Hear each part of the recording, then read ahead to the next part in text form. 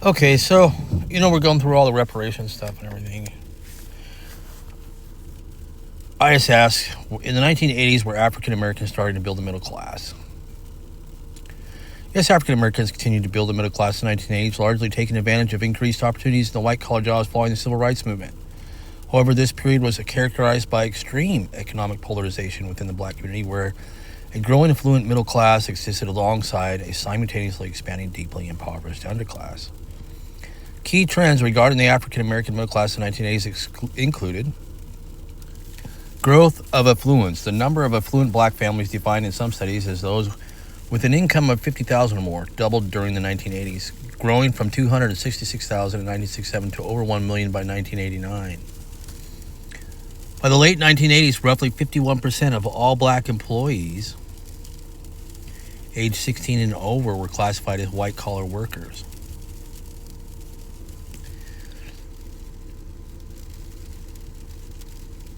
Now, that's a big shift, with a significant portion in professional, technical, and administrative roles.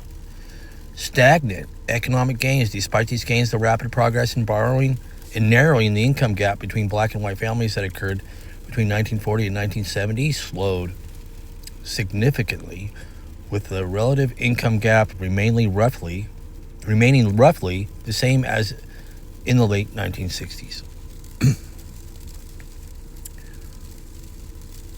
Not to take away that 51% of all black employees aged 16 and over were classified as white-collar workers.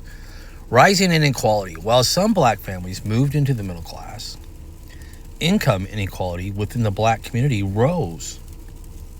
Now, this is within the blacks. Many black families faced economic decline due to recessions, deindustrialization, and the loss of urban manufacturing jobs.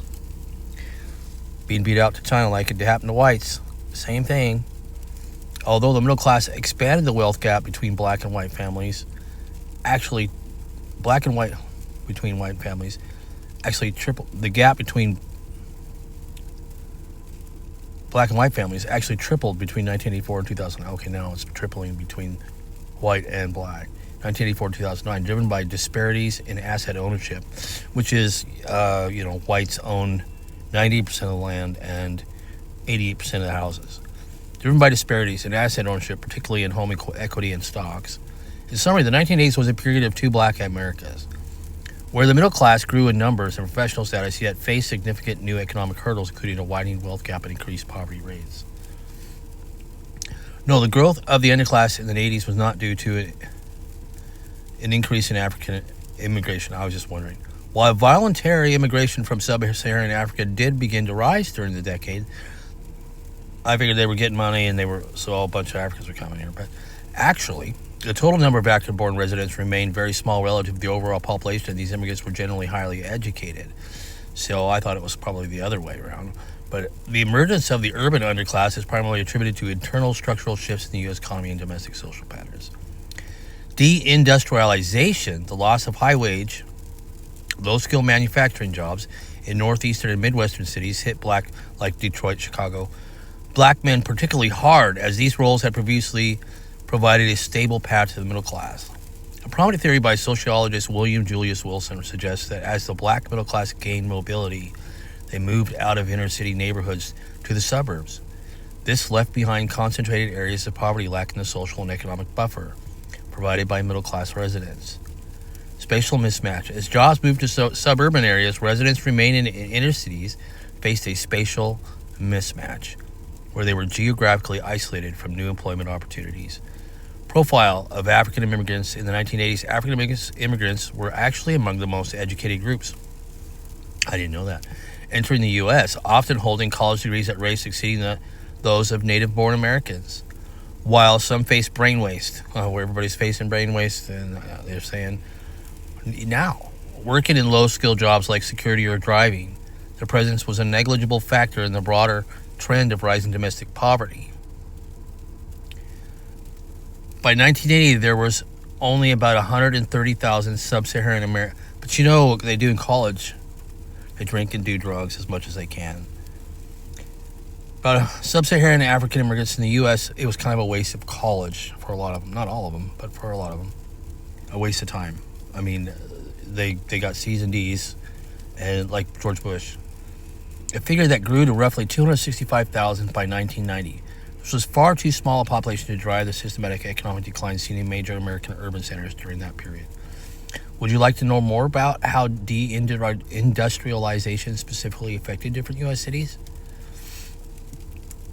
Well, drugs were a major factor in the destabilization of urban communities. It's like I was telling you that I met a kid, I was at the rest area, he needed a jump start. He started talking to me how he had only been in school for like 3 months, and he was on his way back home because he dropped out of college. And the reason why was because the guy in the college dorm had 5 sheets of acid. They were all using a bunch of acid, and he said they had a whole bunch of mushrooms. He didn't use any of the acid, but he used the mushrooms. And it flipped him out.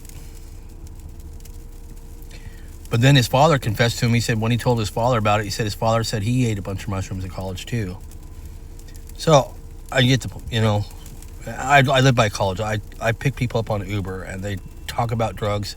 They're being smeared. They don't even want to be drunk, and they have to go show up drunk to fraternity, or they're forced to drink at when they go talk to their senior person that's in charge of the fraternity, and they have to dress up on formal suits and then drink a bunch of alcohol, and they got finals week, and they don't want to do that. The girls and the boys were both complaining about it. The role of Pablo Escobar and the Medellin cartel dominance. Pablo Escobar's Medellin cartel, based in Colombia, not Mexico, controlled approximately 80% to 96% of the cocaine. So my ask is, was it drugs from Mexico, Escobar cartel? And what I'm talking about, was it the drugs? Was that the problem with the blacks? Poverty stuff. And while drugs were a major factor in the destabilization of urban communities, the situation was more complex than just drugs from Mexico or the Escobar cartel. The role of Pablo Escobar and Medellin cartel. Pablo Escobar's not Mexico controlled, approximately based in Colombia. 80% to 96% of the cocaine entering the U.S. during the 1980s. The cartel operated primarily as a wholesale supplier that focused on the large-scale manufacturing and transport off through the Caribbean. The crack epidemic, however, the devastating underclass crisis, was specifically linked to crack cocaine, a cheap, smokable derivative of powder cocaine that appeared in mid-1980s inner city. I'm saying the devastating underclass crisis was specifically linked to crack cocaine. So the blacks' problem, their underclass problem, is the smoking crack. A cheap, smokable derivative of powder cocaine that appeared in mid-1980s inner cities. While the cartels provided the raw material, powder, the conversion into crack and its street-level distribution were handled by local domestic gangs. There you go. That was the gangs. They smoke and crack, and they have gangs making the crack. Transshipment. In the 1980s, Mexican traffickers were primarily partners of middlemen for the Colombians as U.S. law enforcement increased pressure on Caribbean routes. The Medellin cartel began using Mexico as a land-based bridge into the U.S. Domestic growth organizations like the Guadalajara cartel formed during this time. They did not reach the level of global dominance held by Escobar until after the Colombian cartels were dismantled in the 1990s. Impact on the African-American underclass. Economic collapse. The underclass was already forming due to the loss of manufacturing jobs. Due to drugs filled the economic void left by disappearing legitimate employment. Violence and incarceration. The crack trade brought unprecedented levels of lethal violence to predominantly black neighborhoods. Policy consequences. The federal response, characterized by the war on drugs, led to a massive increase in the incarceration of black men due to sentencing disparities between crack and powder cocaine. This further destabilized families and stunted economic mobility for the poorer segments of the community. They're on crack. Oh yeah. In essence, Escobar provided the supply, but it was the economic vulnerability of the U.S. cities and the specific emergence of crack cocaine that fueled the rise of the underclass. Would you like, well, hey, they were getting going, and they've been innocent Christian people and stuff, and believed in Jesus Christ, and they wouldn't have smoked it, man. Would you like to know more about the sentencing differences between crack and powder cocaine that impacted these communities? I remember crack coming about.